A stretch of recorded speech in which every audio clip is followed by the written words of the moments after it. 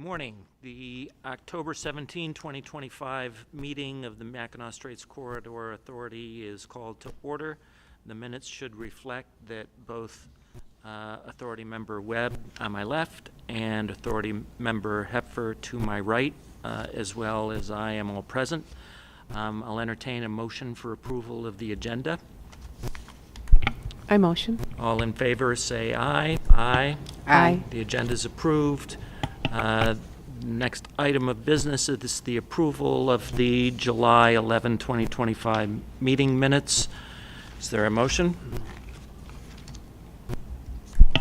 I make a motion to approve the minutes. All in favor? Aye. Aye. The meeting minutes are approved. The next item under business are some project permitting updates. Devin Sullivan, who is Special Assistant Attorney General assigned to represent the Mackinac Straits Corridor Authority. You have the floor. Thank you, Mr. Chairman. As we've discussed at prior meetings, there are a number of pending appeals from the Michigan Public Service Commission's order that granted Enbridge's application to construct a replacement segment of Line 5 within the tunnel. The Court of Appeals had affirmed the MPSC's order, and applications for leave to appeal were filed with the Supreme Court of Michigan by a number of appellants. On September 19th, the Supreme Court of Michigan entered orders granting the majority of those applications for leave to appeal. This means that the Supreme Court will hear the appeals, and the next step will be for the appellants to file their briefs on appeal. Absent any extension, those briefs will be due on November 14th. The briefs of any appellees will then be due 35 days after the appellant briefs are filed, and any reply briefs from the appellants will be due 21 days after appellees file their briefs. Any amicus briefs would be due at the same time as the reply briefs. The Supreme Court specifically invited amicus briefs from the environmental law and real property law sections of the State Bar of Michigan. There are a number of issues the Supreme Court directed the parties to brief. The Supreme Court consolidated the applications that were filed by the tribal nations, the Environmental Law and Policy Center, the Michigan Climate Action Network, and directed those parties to brief whether the Court of Appeals erred by either, one, applying a deferential standard of review rather than determining de novo whether the proposed conduct will pollute, impair, or destroy the air, water, or state's other natural resources or the public trust in these resources under the Michigan Environmental Protection Act, and two, affirming the MPSC's limitation on the scope of the evidence to be reviewed regarding its determinations under MEPA and its decision to exclude evidence of the history and risk of oil spills along the entire length of Line 5 in those determinations. Separately, the Supreme Court granted the application for leave to appeal filed by For Love of Water, and in that application directed the parties to brief, one, whether in enacting MEPA, the legislature required the Public Service Commission to comply with the common law public trust doctrine. Two, if not, whether the common law public trust doctrine nonetheless requires such compliance. And three, if the MPSC is required to comply with the common law public trust doctrine, what a proper public trust analysis would entail in the MPSC proceedings. And I'm happy to answer any questions that the board has on those appeals. Any questions for Devin on that? Or if not, we can go next to the Army Corps of Engineer permitting process. Thank you. And for that, Michael Belligan will be presenting. He's an environmental specialist from MDOT who assists the authority as it relates to the Army Corps of Engineering permitting processes. Michael, go ahead. Good morning, Board. First, I'll start with the Army Corps of Engineers permit status, as you mentioned. In the time since the 30-day public comment period ended on June 30th, 2025, U.S. Army Corps of Engineers continues to process public comment and work towards the release of the final environmental impact statement, as well as a subsequent record of decision. The former, the final EIS, is expected to be completed sometime this fall, with the latter, the record of decision, coming 30 days later. Per Army Corps of Engineers staff on October 8th recently, there are no other further updates to relay. Okay. In terms of sequence, can you talk a little bit more? The first is the actual statement. And yes, then a the record final of decision. environmental impact statement will be published first, and then 30 days later, the record of decision, including the decision on permit issuance. Just for the benefit of the public, can you describe a little more what each of those steps entail or what are encompassed in each of those steps? Yes, the final currently the environmental impact statement published is a draft version. After the draft version of this document is published, the public is allowed to comment on it. Information gathered during that public comment period or any disputes of information in that draft EIS are then addressed in the final draft, the final environmental impact statement. After that, the final EIS is issued. Then 30 days later, as I said, the record of decision in the matter, the issuance of the permit will be published. Okay. I don't mean to put you on the spot. Does anyone know, is the draft environmental impact statement accessible on the authority's website, the link to it? If not, I guess I'll just express an interest in having a link placed on the authority's website so that a member of the public who's looking for information about it can be directed to, I'm assuming the Army Corps has an internet-enabled access to the draft environmental impact statement on their website or somewhere, just so we can have that accessible easily from the authority's website. It does appear it is on the website. It's on, okay, good, good. The document, I'd like to add, can also be issued directly through the Line 5 website, the Army Corps' website for the Line 5 project, as well as through the MDOT project page. Okay, thanks. Any questions with respect to the Army Corps process, or should we skip to the next permit? No questions. Okay, you're on again. Okay, great.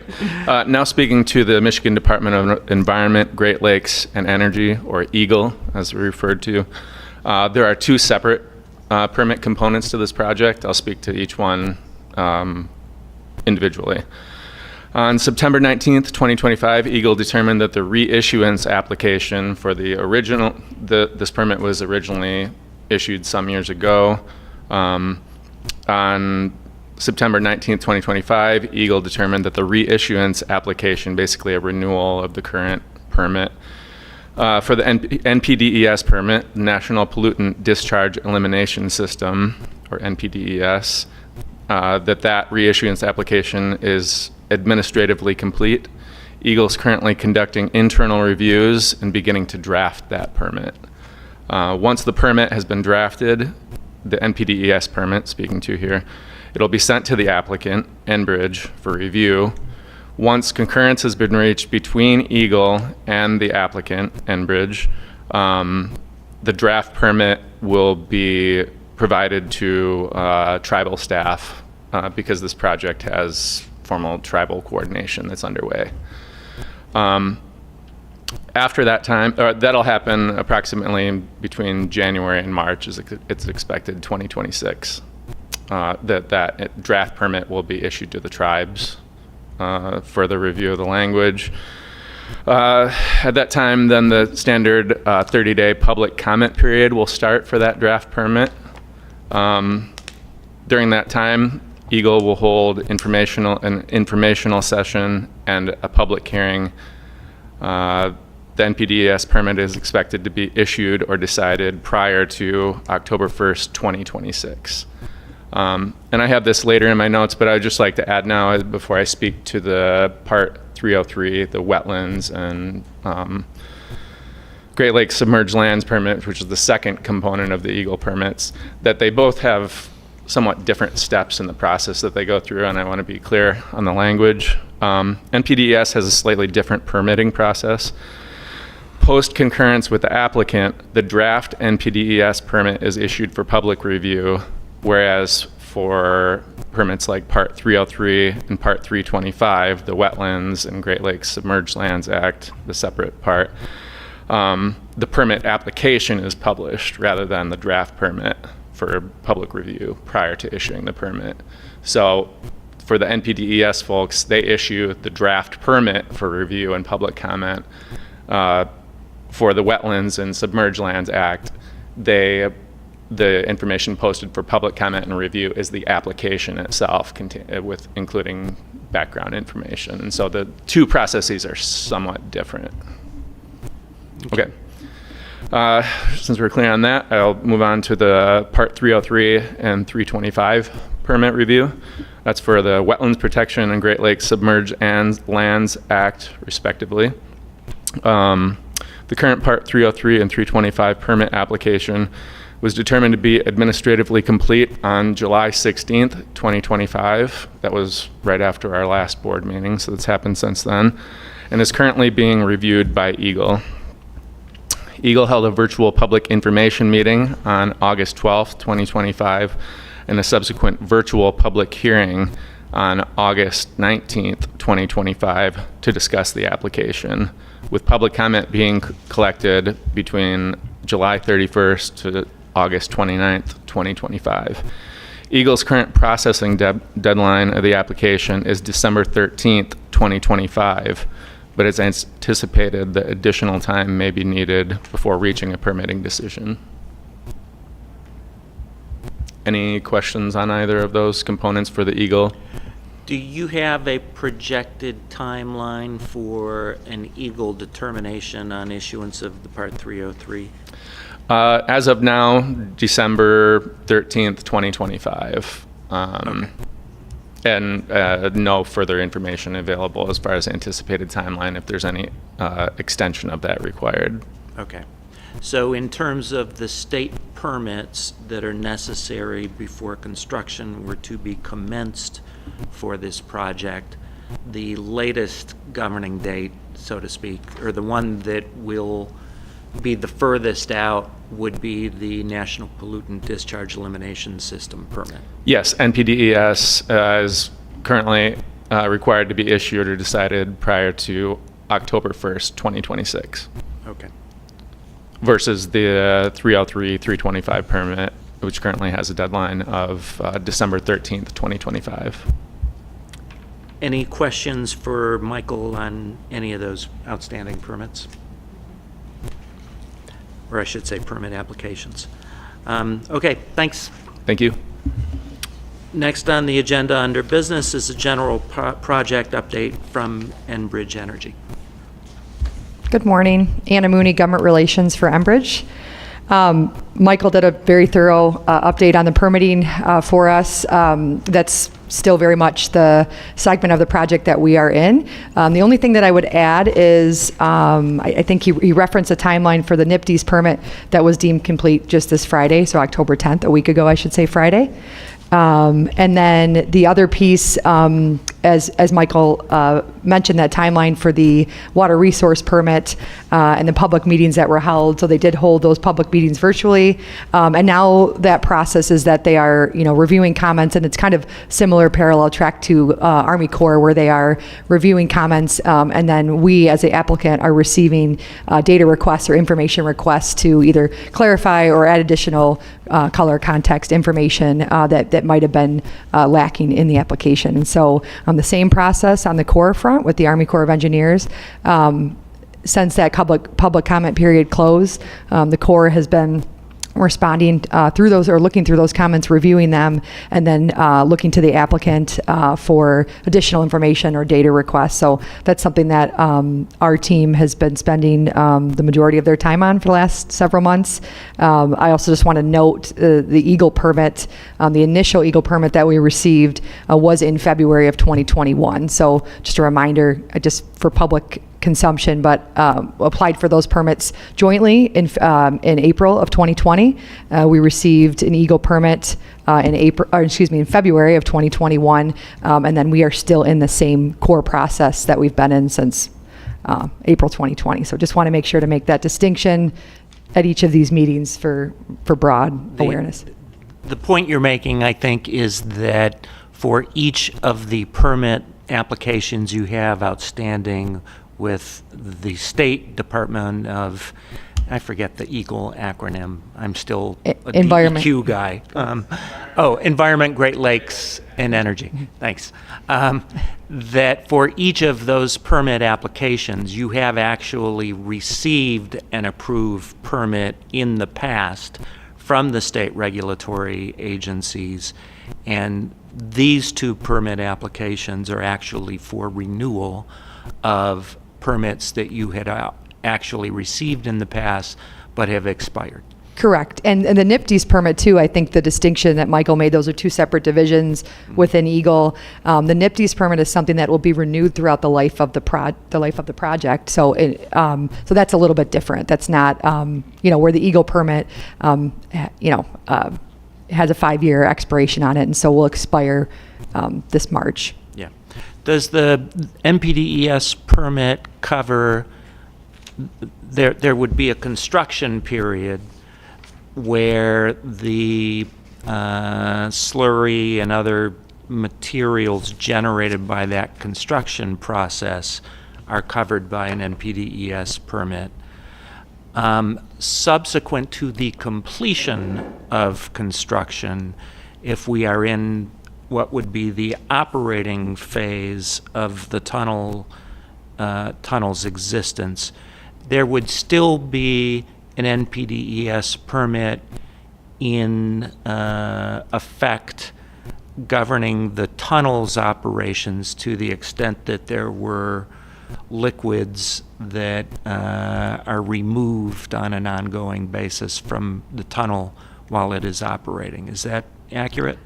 Yes. Yeah, I believe so. That's what I mean. We have it in other operations as well, so it's not specific to just the boring of the tunnel. Okay. Any other questions for Anna as it relates to either the permits or other ongoing project updates from Enbridge? I do not. Maybe just another plug since we're down the street, and I know a couple of you have visited, but for the general public, we have an information center that's right down on State Street there that really shows the technology that we'll be using in the tunnel, shows the visuals for the tunnel, and then a lot of other information around in general for Enbridge. I should have added beyond all the permitting work that's taking place by our team, we do have our project team that's working on those pre-construction activities or things to kind of ensure we have proper sequencing for, so that when permits are received, we're ready to begin construction. And just to compliment you, I have visited that site, and your staff was excellent and very helpful and answered all the questions. So it's definitely worth a visit. Thank you. I would recommend it. Glad to hear. All right. Thank you. Thanks. The next item under business on the agenda is a project advisor budget report from Stephen Ward, who is our project manager on loan essentially from MDOT for purposes of assisting with implementation of the Corridor Authority's responsibilities. Right. Good morning, Mr. Chairman. So I put together a couple new slides for this meeting, and the way we put it together is budget executed and budget encumbered. So you'll see the appropriation at 4.49909 million.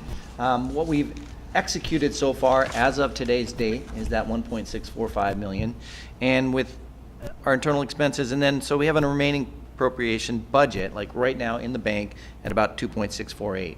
And then the encumbered amount is the amount that we have on current contracts that haven't been closed out, that are still open, that would be with our contractors, and that's on the next slide. You'll see all those costs.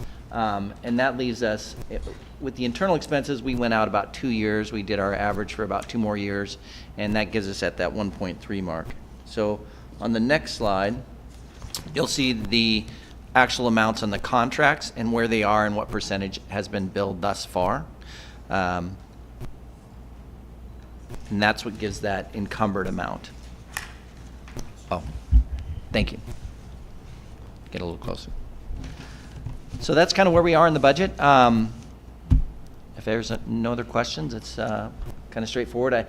What we are missing from the last one is we had not moved the numbers from March until now. So I added all those, and that's what the new amounts of budget expenditures are. So those have all been updated in the first column there under the executed funds. So that's pretty accurate as of yesterday. Is there an aggregate unencumbered amount presented anywhere on this? And put it differently, do you know the unencumbered amount that is available for additional tasks? Would that be the 1.3? That would be the 1.3 at this point. 1.328. Yeah. Okay. Yeah, and that's, pretty accurate with our spend plan for the next 2 years, at least at the internal and through the full amount of the contracts. Some of them go out as far as 2027 on the contracts, as you can see on the next slide. All right. Any questions of Stephen as it relates to the budget report? Yes, I do. Thank you, Stephen. It was I appreciate this format. It's very nice. It's much, much cleaner. But a question for you. I mean, obviously we have 1.3 that's unencumbered at this point in time.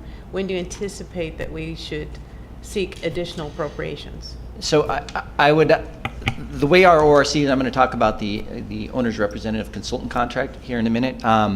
That one will go out, and it will be a type of contract that we do task orders against. So we predict that we will need probably within 2 to 3 years, depending on how fast this project moves, we will need to go after more money, because that contract will take up a large part of that 1.3 million over the next probably 2 to 3 years. So kind of depends when actual construction starts, because that's when that owner's representative consultant contract will really start taking full effect. So it kind of depends on how fast we get into the construction phase, but probably 2 to 3 years. And so we've already started that process of looking at appropriation for the out years, since this project has gone longer than expected. And we hopefully will have some news on that as this FY27 budget goes forward from MDOT to our leadership in the state. Just a follow-up question, though, because of the process and it's appropriated, which is basically once a year, so we have to be at least a full year in advance, because any opportunity for additional appropriations wouldn't come till October of 2026. Correct. So I just At want least- to be at clear least for the a year in public. advance, yeah. Yeah, the So public we- understands that it's not an immediate, we have to go through the whole budget cycle of the state. Correct, yes. The only way around that, we would have to try to do a supplemental, which of course is not, since we have the ability to plan, we're hoping we can plan it in the regular appropriation process and be at least a year out when we need those funds. Yep. Thank you. Mhm. Any other questions with respect to the budget report? All right, we can move on to the consultant contract updates. Stephen, you're still on. Correct. So we have 2 consultant contracts that we are looking at right now. One is the independent quality assurance services. That one has been done, and that one is done. We have a contract with Delve Underground as well as Enbridge does. We are just finalizing ours. We are very close. We had to make some changes to it, and now it is in its final stages of going through contracting, so it'll get signed hopefully this coming month is what we're anticipating for that contract to go final. And that's going to be a contract that we then could potentially, as we go from the pre-construction activities to the construction activities, all we will have to do on our side is mod that contract for the second phase of it in the construction side. But this will be our baseline contract between us and Delve as far as what we expect from them. And then they also have a contract with Enbridge, which they actually get paid from Enbridge, not through the state. The other one is the owner's representative consultant contract. So that one went out on the 6th of October, so it is on the street right now. It is due on the 27th of this month at noon. The proposals are due. We will then take the proposals, evaluate them, and we will invite back a limited group for actual presentations. And from the presentations, we will hopefully select a contractor that's going to help us with project management, communications, travel liaison, some of those activities. It's all in the proposal that is out on our site. Then by the 12 December meeting, our next meeting, we would hope to have a recommendation to the board of who we are selecting for that contract.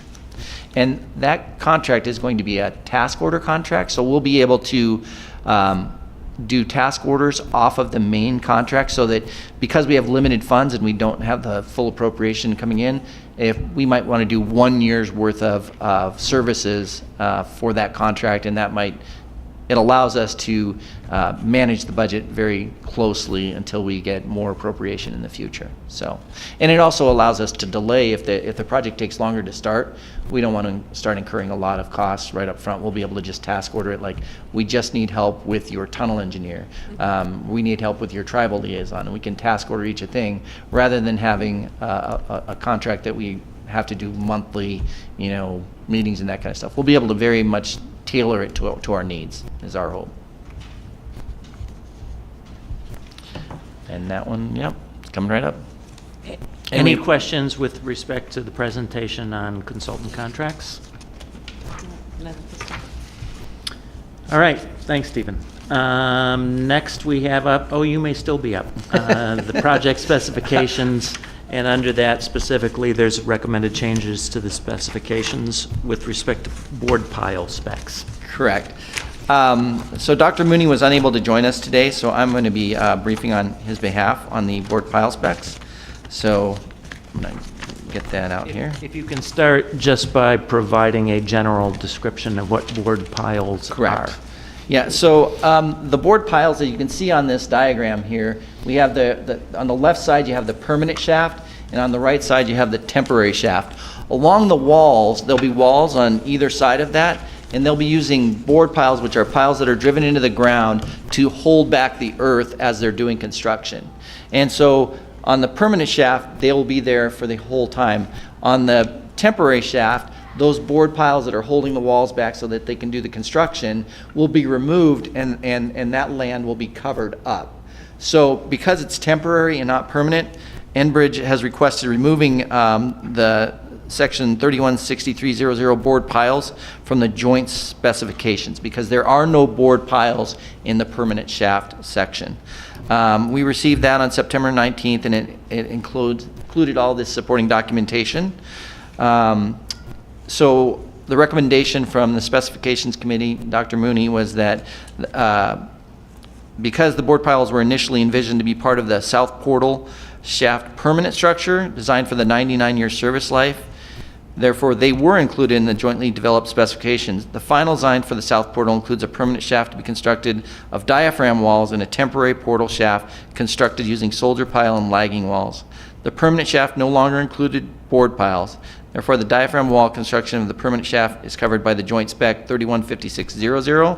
The temporary portal shaft, designed for the period of construction only, is going to require board piles, and upon completion of the tunnel and permanent south shaft, the temporary portal will be backfilled with soil. Because of the use of board piles for the temporary construction only for the components of that, the MSCA will not assume ownership of it. We see no reason, therefore, for board piles to be included in the joint specs. That was the recommendation from the specifications team. Since it's not going to be included in the permanent part of this, that spec for just those board piles not be included, and that is the request from Enbridge and approved through the joint specifications team. So. And any questions with respect to that modification of the specs? Okay. Is this just for receipt, or are you contemplating our approval of the We would modification request your approval of the specifications? memo that is in your packet. I would entertain a motion for acceptance of the recommended changes as referenced in the memoranda provided by Dr. Michael Mooney. I move. All in favor? Aye. Aye. Aye. All right.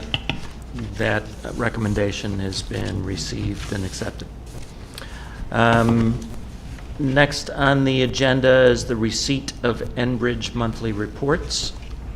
Stephen, you're still up.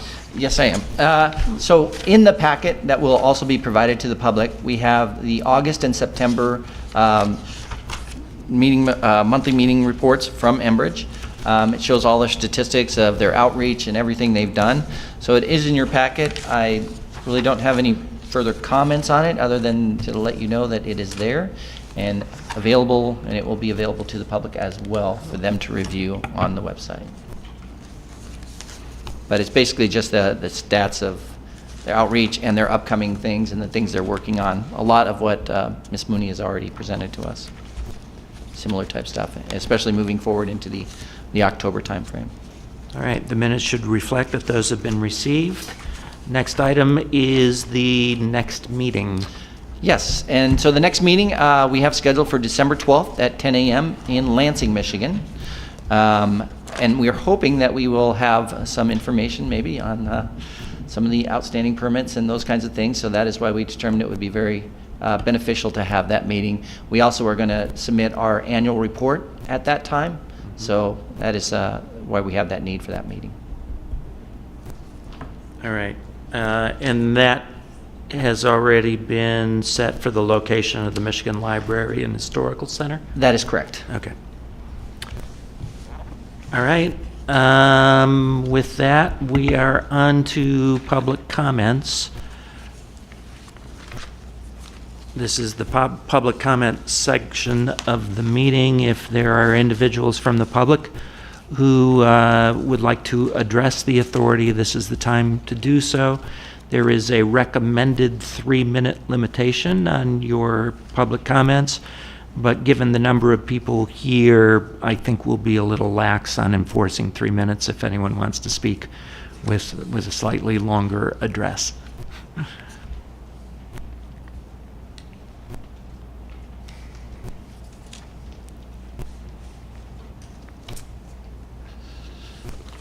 Hi, thank you. My name is Patrick Egan. I'm a resident. I was here at the very first meeting. I've been here at many of them. A lot of people get up here and they talk about the tunnel project itself and don't understand that your responsibility is not about whether this is a good project or a bad project, but that it is to get the project done safely and productively. And it's apparent, again, this morning that you are not doing that. Is Delve Underground here? Are they? No, they are not. So they're in Los Angeles or Melbourne or wherever they are. They have offices throughout the country, but yeah, they are our IQA contractor. So I just, I've got a list of things, but I just would like to, I don't want to get into a conversation, but I find it fascinating that you just approved a significant change and that the quality assurance people, who now is hired by both groups, they're being paid by Enbridge and they're being paid by the state, are not involved in this. So you're not asking for any quality assurance on these changes. You have also not asked for any quality assurance on the fact that the Army Corps of Engineers stated that the water tunnel is not watertight, and in fact, they know that there will be 3.5 times more water allowed than is practical. They also described the potential tunnel as being gassy. That's a technical term, but it has a huge impact. And to date, I have not seen, or we have not seen, the public has not seen you or Delve Underground address any of these issues. You have not asked about, and nor has the quality assurance people reported to you about the reports that the engineering borings were 10% of what is normal.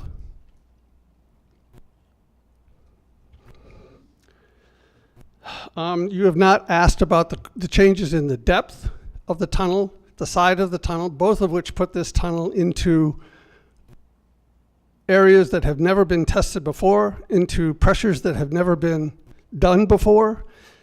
You allowed Enbridge to hire 2 engineering firms, one of which had a federal indictment, the second of which caused 2 of the worst accidents, whatever you want to call them, in the Detroit areas, including the famous situation where there was a pit and 18 families had to move. So that construction company, the new construction company amalgamated of these two companies, is in charge of the most difficult tunnel that's ever been built. And you, I have to tell you, I have been a governor appointee twice. I know what it's like to get that phone call, to accept that responsibility, to understand what your stewardship requires. I don't know of a commission that has more responsibility than this commission. And that what your responsibility is to do is to understand the worst case situation and protect the state of Michigan against the worst case situation. Because as soon as this tunnel is completed, Michigan owns it. I will remind you that Michigan asked of Enbridge 3 things: that they assume the liability of the tunnel as long as they use it. Michigan asked that in 2020. That Enbridge carry a minimum of $900 million in liability insurance. And thirdly, that Enbridge pledge corporate assets as security. Enbridge refused all 3 of those. Those are worst case situations, and you are allowing them to escape.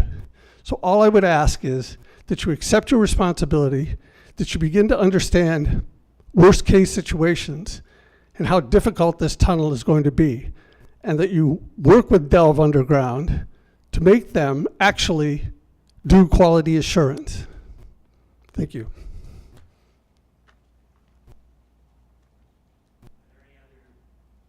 Other speakers who have signed up to make an address?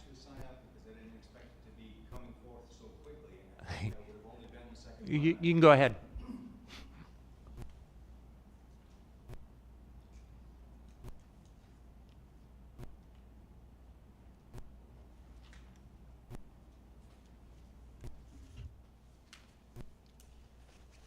Is that camera on? You have permission then to record me, and everything I say here is from the heart.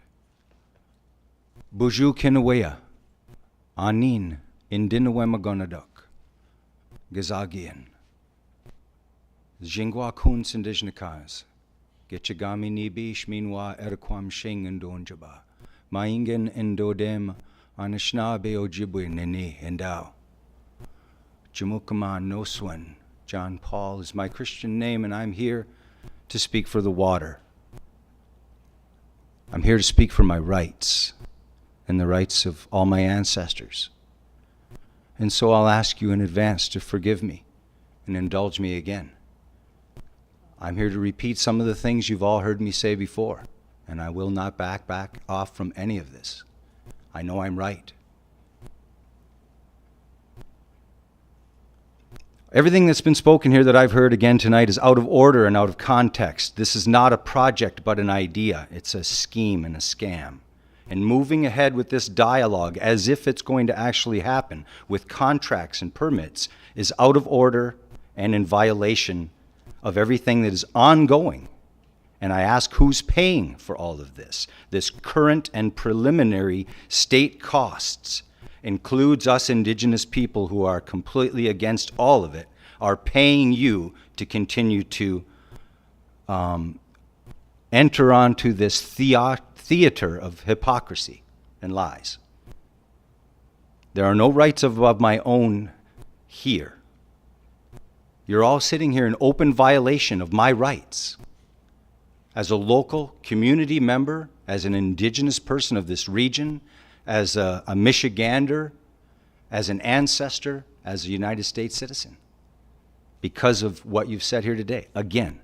And so I want you to understand that this self-deception and ignorance, there's no remedy for this. I'm here to warn you.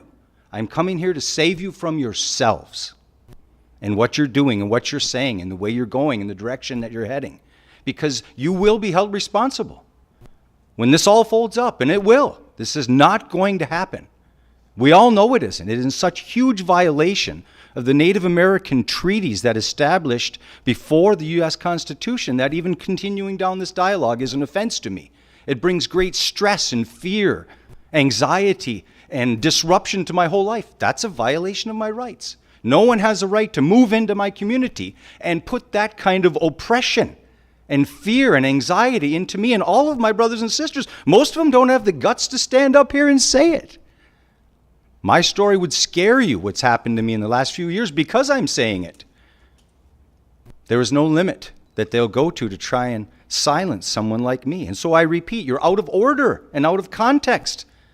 You know, there's a reroute project that they're trying to push in Minnesota this is all correlated and interrelated. We can't move forward as if this is something we're going to do until certain other things are put in place and in order and settled. And those are not going all the way back to the expiratory lifetime of this pipeline, which was established without tribal consultation. So you see, the foundation is flawed. You can't move forward with a flawed foundation in violation of my rights. It's against the law. You should know that. Permits can't be issued. The governor revoked the easement. How can you issue permits or even apply for permits when that issue isn't even settled? And I'm in complete support of that. I was there. Shut it down. Decommission and removal is the only answer, and it's the best answer for Michiganders. That's where the real work is. You want to close a border? Close that border.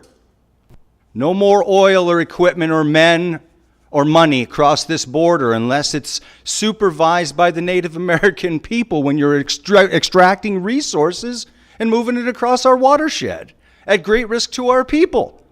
Death, in some cases. I got stories for that too if you want.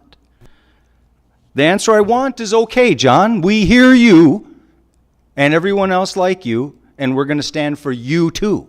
Not just them or us. No, us, the people whose land you're on, my ancestors' land.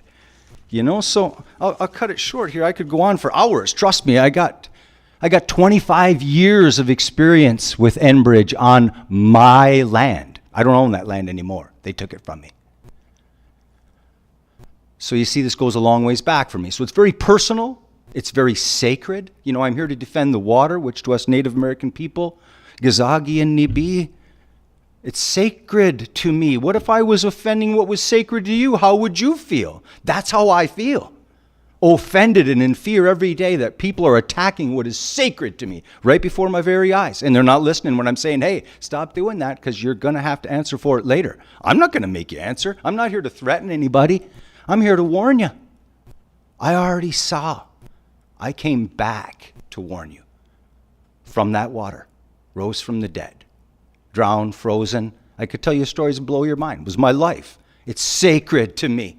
Please, for the love of God, stop all this dialogue as if we're going forward with this heinous red herring of a tunnel project when there's 500 miles of it along the beach that's 20 years past its lifespan. If it blows open by the Brevoort River, it's in the lake anyways. Your tunnel ain't going to save nothing then. What if there's a natural disaster in that fault line through the bottom of the Straits of Mackinac when you're boring this tunnel through there and that pipeline's still running? The whole time it's going to run while you dig that tunnel. So if it blows up with methane from the limestone, which it will, it'll blow the pipeline out of the water too. And maybe take out the bridge in the process. It doesn't make it makes no sense whatsoever. None whatsoever. To allow a Canadian company to pump that oil through an ancient pipeline right through my yard and then just go like this. To me, I put 36 years of my life in the construction industry in this region. Now here in the end of my life, you're going to kick me right in the gut and throw me off my land. That's what's happening right before your very eyes. And I got to sit here and try not to shake and cry right in front of you and have the guts to stand up here and say what I got to say, and knowing they're probably going to put a bullet in me because it's coming. I already told all my friends they're going to shoot me eventually because I'm not going to shut up. I came in here and I said, over my dead body. This is wrong, wrong, wrong. I said, shame, shame, shame. You know, I know that offends people. I'm sorry that it does. But the truth hurts. Stings like a bee. It's going to last for a little while after I leave, and I'm sorry, but to me, this is 110% truth because my motive is different than yours. I have no motive but to love you and protect this land and these people and our ancestors. That's my motive. Why would I lie? At this point in my life, I don't need to be here. I got money. I'm retired. I'm healthy. I'm down here for what reason? What motive would I have? But I know the other motive. Oh, yeah. I've seen that black snake working through my life, my whole life. Money, money, money. Shame, shame, shame. That's what's happening here. I won't be bought out, so you'll have to kill me, I guess, because I'll fight this until the day I die. You can't pollute the Straits of Mackinac by, your obsession. It's going to happen. It's going to blow open. It's already blown open numerous times all across the Midwest, from Kalamazoo to Minnesota. Oil all over the land, polluting the water. You wonder why we're sick. I'm not pointing my finger at anybody. I'm pointing my finger at everybody that doesn't stand with me on this, because I know I'm right. I don't want to be right, but I am. Being right in this particular matter is a sacred matter. It's going to take me a huge sacrifice to defend it. And I've put in my time. So it's time that I think we all lean to the center and see it for what it is and do what's best for everyone. Miigwech. Thank you. Do we have anyone else from the public who wanted to speak?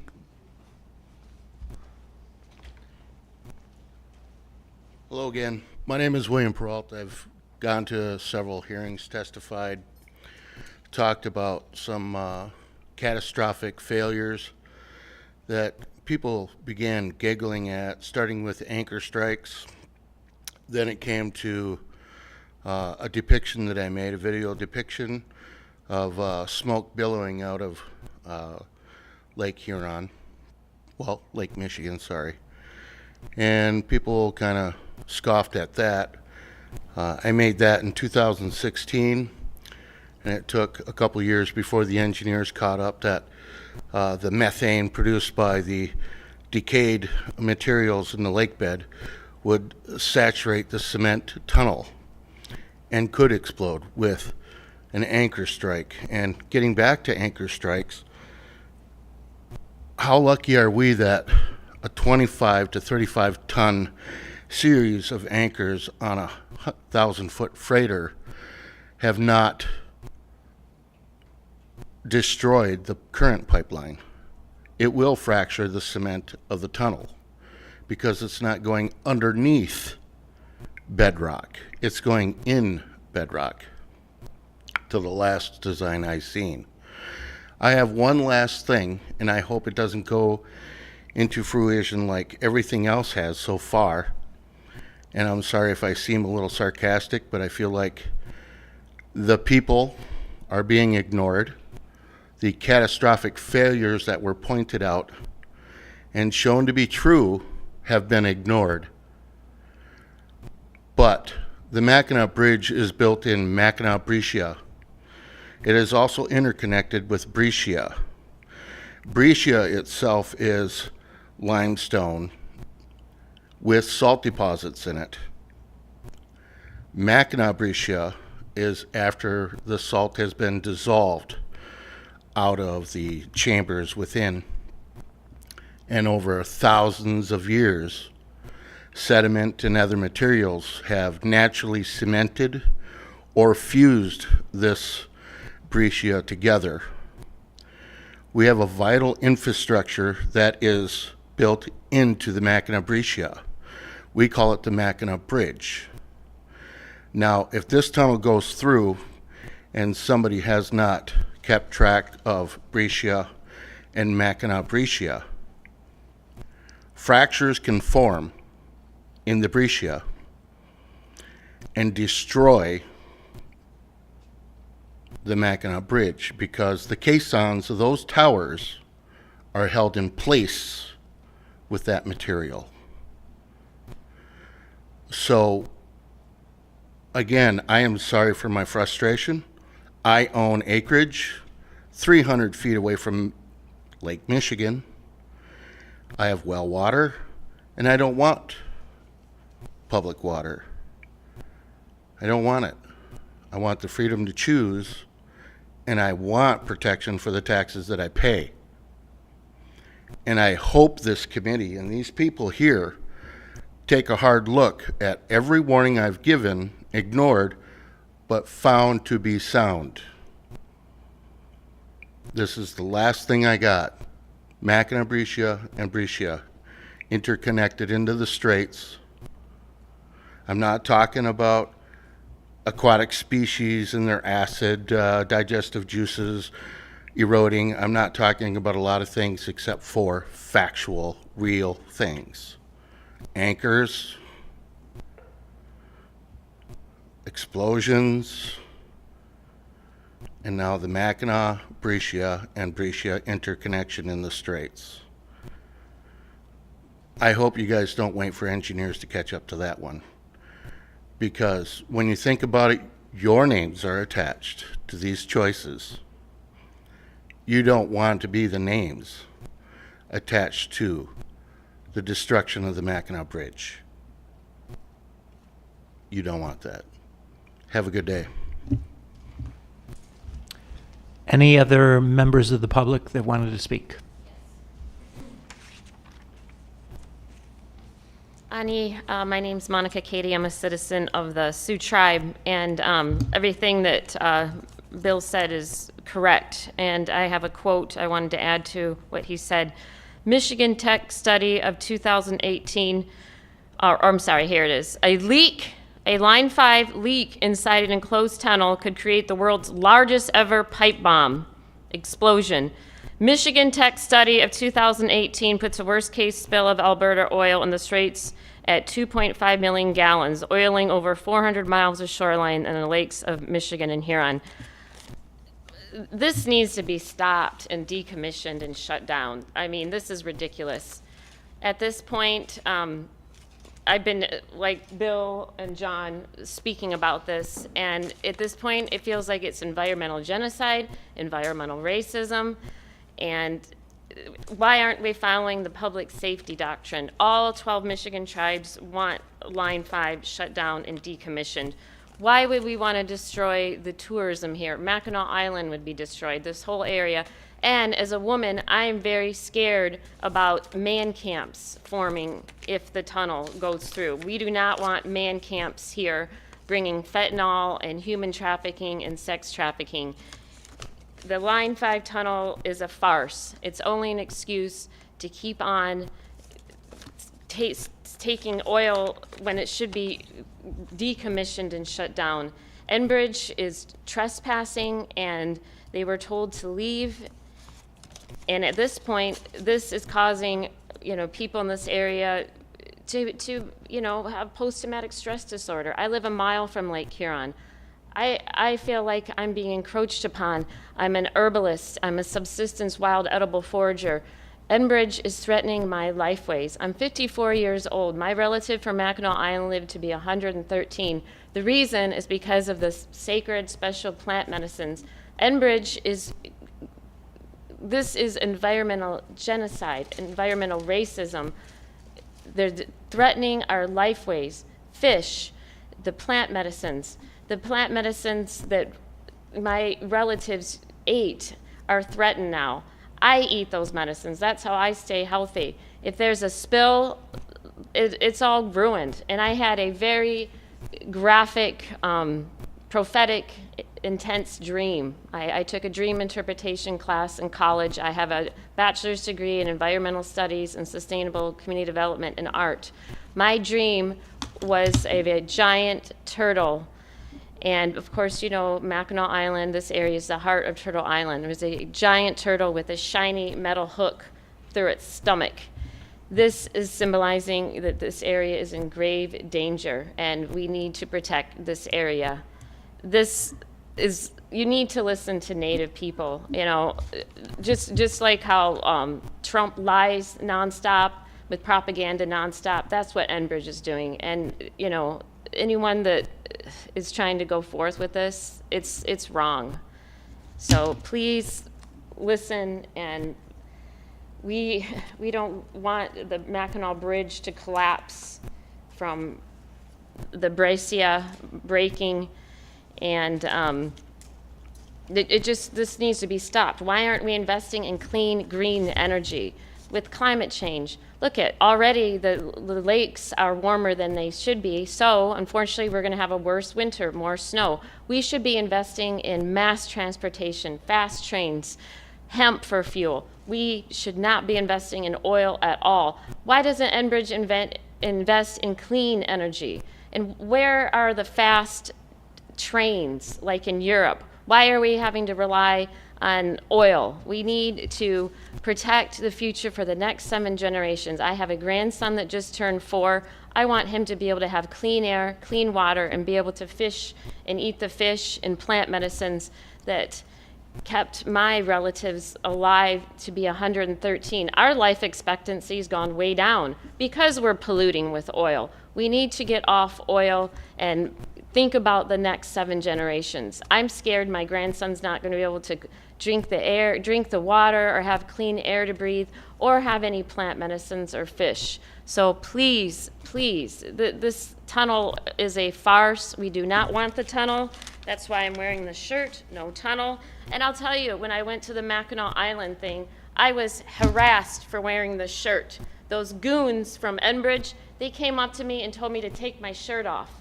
Is that how you treat a woman? And that's why I'm scared about this proposed project, and I'm scared about the man camps and these, bullies that come from other areas. They don't care about the water. They don't care about the environment. They come here, they rape the land, and they rape the women. So please, this tunnel needs to be shut down and decommissioned.